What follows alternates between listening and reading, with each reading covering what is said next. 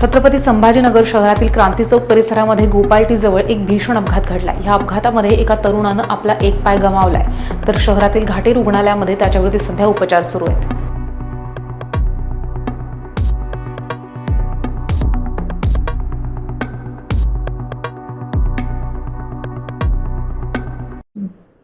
दिनांक 21/3/2025 रोजी सकाळी 7:30 वाजेच्या सुमारास एक रेल्वे स्टेशन रोडवरून क्रांती चौक या मार्गाने जाणारा ट्रक जो आहे गोपालटीच्या अपोजिट साईडनी त्या रोडवरून तो समोर जात होता क्रांती चौककडे।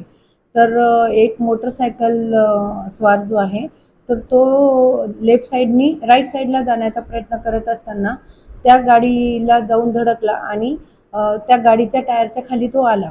त्या मोटरसायकलचा नंबर आहे MS20 GC 2159 हिरो होंडाची।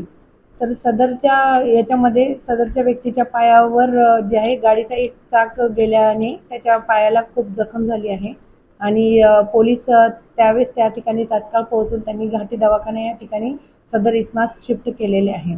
आणि सदरची जी ट्रक आहे त्या ट्रकला आणि त्या चालकाला वगैरे सुद्धा जो आहे आम्ही सध्या ताब्यात घेतलेले आहे।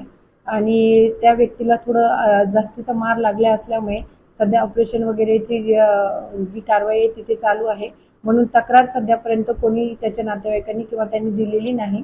परंतु आपले 2 हवालदार आता सध्या सुद्धा घाटी हॉस्पिटल या ठिकाणी थांबून आहे।